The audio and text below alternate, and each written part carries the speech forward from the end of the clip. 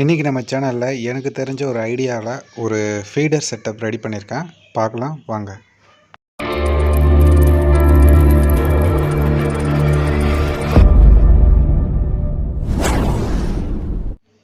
எல்லாருக்கும் வணக்கம் நண்பா.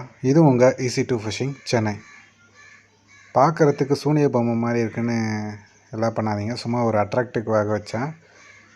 தேவையான பொருள்லாம் பார்த்தீங்கன்னா, இதுக்கு மணி தேவை, தென் 3 சைடு சிவில் தேவை, அப்புறம் ஒரு குட்டி மணி தேவை பிரைடு, அப்புறம் ஒரு ஸ்ப்ரிங்கு, தென் பாப்பர் பால் ரெடி பண்ண ஒரு ஊக் செட்டப் 2 எடுத்திருக்கேன்.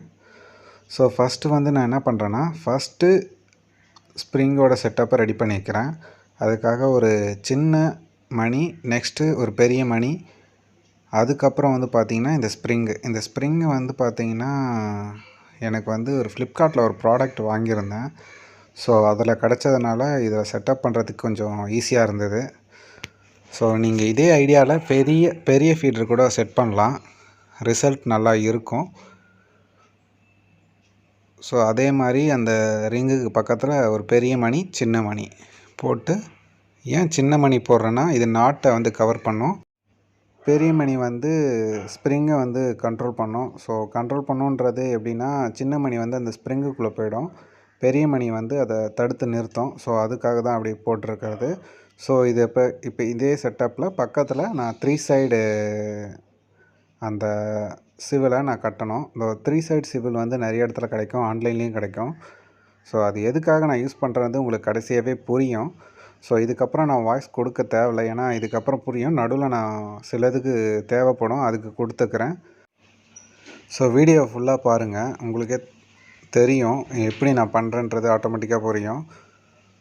ஸோ தேவையான இடத்துல நான் வாய்ஸ் கொடுக்குறேன். ஸோ ஃபுல்லாக கொடுத்தா அது ஃபுல்ஃபில்லாக இல்லை. ஸோ அதுக்காக தான் சொல்கிறேன்.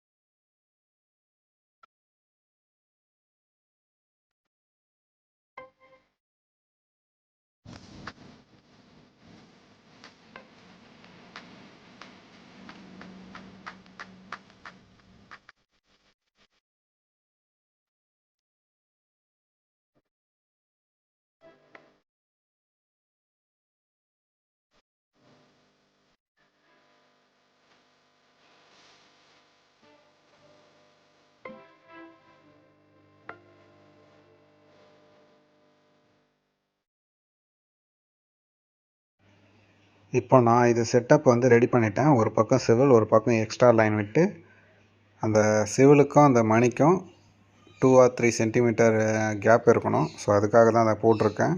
ஸோ ஒரு செட்டப் ரெடி பண்ணியாச்சா. ஸோ நெக்ஸ்ட் செட்டப்பு இதே சேம் சினாரியோவில் ரெடி பண்ணணும்.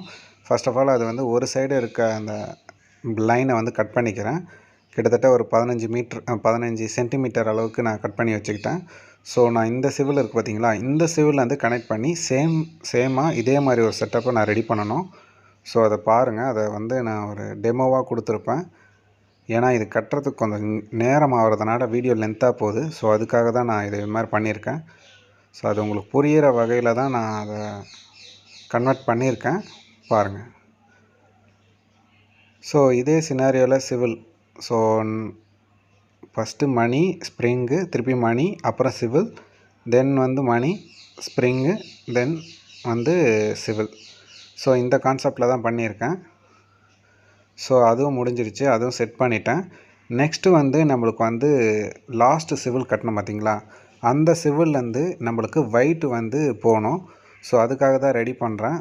ஸோ இந்த நாட்லாம் உங்களுக்கு ஆல்ரெடி நான் நிறைய சொல்லிட்டேன். நிறைய பேருக்கு இந்த நாட் தெரியும், ஏன் இந்த நாட் போடுறேன்றது உருவாமல் இருக்கும். ஸோ இந்த வெயிட்டு பார்த்திங்கன்னா ஓரளவுக்கு வெயிட்டாக இருந்தது. ஸோ எனக்கு ஓவர் வெயிட் வேணும். ஏன்னா எனது லேண்ட் ஆகிறது ஃபஸ்ட்டு வெயிட்டு தான் லேண்ட் ஆகணும், நெக்ஸ்ட்டு தான் ஃபீடர் லேண்ட் ஆகணும். ஸோ அதுக்காக தான் over weight ஏற்றுறேன்.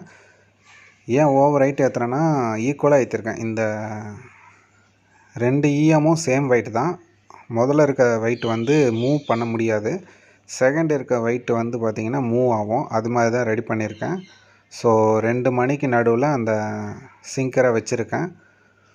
So same scenario, bright line முனையில் ஒரு நாட்டை போட்டுட்டு அது ஓவல் ஷேப்பில் கொண்டு வந்து திருப்பியும் ஒரு நாட் போட்டோன்னா அந்த நாட் வந்து பார்த்திங்கன்னா நம்ம ஈஸியாக அந்த சிவிலில் கனெக்ட் பண்ணுறதுக்கு ஈஸியாக இருக்கும். அதுக்காக தான் போடுறேன். ஸோ கனெக்ட் பண்ணியாச்சா? ஸோ அந்த சிவிலில் கனெக்ட் பண்ணணும் இந்த நாட்டை. அவ்வளோதான் இது.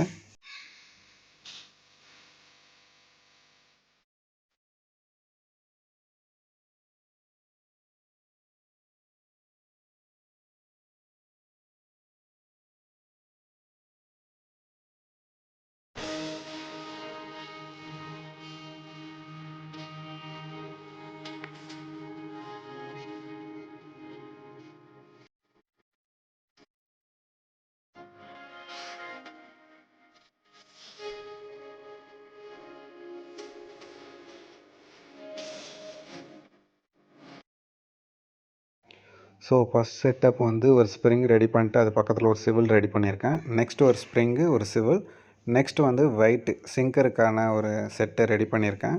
ஸோ இது உங்களுக்கு பார்த்தாலே புரியும் எப்படி ரெடி பண்ணியிருக்கேன்றது. ஏன் இந்த சிவில் நான் வச்சுருக்கேன்னா, இப்போது பாப்பர் பால் அங்கே கட்டினேன்னா அந்த சிவில் ரொட்டேட் ஆச்சுன்னா சிக்காகாது. ஸோ அதுக்காக தான் பண்ணுறது.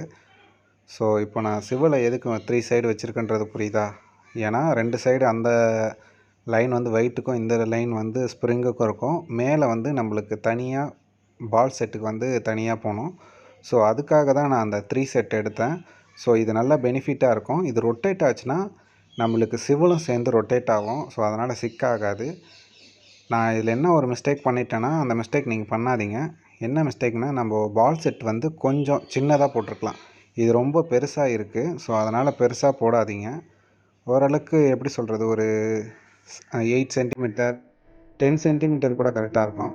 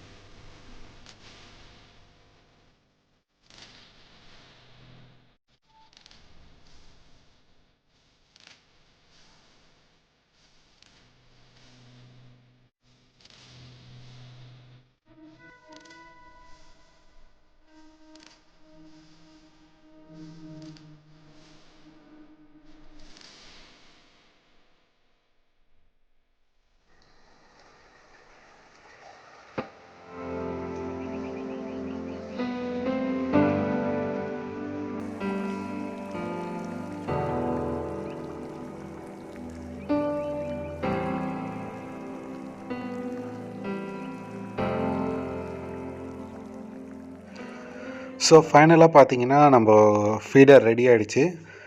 ஸோ ஃபைனலாக நல்ல ரிசல்ட் தருன்ற நம்பிக்கை இருக்குது. எண்டில் ஒரு சிவில் கட்டிட்டேன். தென் 2 ரிங்கு, ஸ்ப்ரிங் இருக்குது, வெயிட் இருக்குது, ஃபீடர் பால் இருக்குது. ஸோ இதை வந்து நான் மீன் தொட்டியில் போட்டு ஒரு டெஸ்ட்டு பார்த்தேன் எப்படி நிற்கிதுன்றதுக்கு. ஒரு ஃபீடர் வச்சும் அந்த மாவு வச்சும் வச்சுருக்கேன். ஸோ வீடியோ ஃபுல்லாக பாருங்கள், உங்களுக்கே புரியும். செட்டு இவ்வளோ தான் ரெடி பண்ணுறது. ரொம்ப சிம்பிள். பட் ஆனால் எனக்கு தெரிஞ்சு ரிசல்ட்டை நல்லா தருன்றது இருக்குது. ஸோ இதோட ரிசல்ட் வீடியோ வந்து கண்டிப்பாக நான் போடுவேன். ஸோ நான் இதை ட்ரை பண்ணி பார்க்கலான்னு ஒரு ஆசை தான் எனக்கே ஒரு ஐடியா இருந்தது. கொஞ்சம் மாவை வச்சுட்டு பெரிய மீன் பிடிக்கிறது எப்படின்ற யோசித்தேன். ஸோ இந்த ஐடியா கிடச்சிது. ஸோ தண்ணிக்குள்ளே போச்சுன்னா இப்படி தான் இருக்கும். ஸோ ஒன்று வந்து ஹைட்டாக, ஒன்று வந்து எப்படி நீங்கள் மூவ் பண்ணி போட்டாலும் கரெக்டாக நிற்கிது அது. ஸோ அதுக்காக தான் இந்த செட்டு ரெடி பண்ணேன். கொஞ்சம் மாவு போட்டு நல்லா ஃபீடர் ரெடி பண்ணுறது. ஸோ இதில் நம்ம பார்க்க வேண்டியது என்னென்னா, இந்த பாருங்கள், மாவு கரெக்டாக உதிரணும், கரெக்டாக வெளியே வரணும். ஸோ அதுதான் நம்மளுக்கு ஒரு இம்பார்ட்டன்ட். ஸோ இதை வீடியோ ஃபுல்லாக பாருங்கள். நான் மாவு ரெடி பண்ணி அந்த மாவு தண்ணிக்குள்ளே போயிட்டு எப்படி வந்து உதிருதுன்றதை நான் கொஞ்சம் ஸ்பீடை வச்சு காமிச்சிருக்கேன். ஸோ பிடிச்சிருந்தா லைக் பண்ணுங்கள். நம்ம சேனலை மறக்காமல் சப்ஸ்கிரைப் பண்ணிக்கோங்க. நிறைய பேர் வந்து சப்ஸ்கிரைப் பண்ணாமல் பார்த்துட்ருக்கீங்க, அதுவே கஷ்டமாக இருக்குது. ஸோ நம்ம 80% வந்து சப்ஸ்கிரைப் பண்ணாதவங்க பார்த்துட்ருக்காங்க. சப்ஸ்கிரைப் பண்ணவங்க வந்து 20% தான் பார்த்துட்ருக்காங்க. ஸோ அதுவே ரொம்ப கஷ்டமாக இருக்குது. நம்ம இவ்வளோ கஷ்டப்பட்டு வீடியோ போடுறோம், ஒரு ரீச் கிடைக்காம இருக்கிறதே ரொம்ப ஃபீலாக இருக்குது. ஸோ உங்கள் சப்போர்ட் எனக்கு கண்டிப்பாக தேவை ஃப்ரெண்ட்ஸ். மறக்காமல் சேனலை சப்ஸ்கிரைப் பண்ணிக்கோங்க. இது போல் வீடியோ வேணும்னா மறக்காமல் கமெண்ட் பண்ணி சொல்லுங்கள். இது மாதிரி ஏதாவது ஐடியா இருந்தாலும் சொல்லுங்கள். அந்த ஐடியாவை நம்ம எக்ஸ்பிளைன் பண்ணி நம்ம சப்ஸ்கிரைபருக்கு போடுவோம். ஸோ மோஸ்ட்லி நம்ம சப்ஸ்கிரைபர் எல்லாருமே வந்து பார்த்திங்கன்னா பிகினர்ஸ் தான். ஸோ அதுக்கு ஹெல்ப்ஃபுல்லாக இருக்கும். மறக்காமல் சேனலை சப்ஸ்கிரைப் பண்ணிக்கோங்க. நம்ம சேனலில் நிறைய வீடியோ இது மாதிரி இருக்குது. ஸோ சப்போர்ட் பண்ணுங்கள் ஃப்ரெண்ட்ஸ். Bye friends.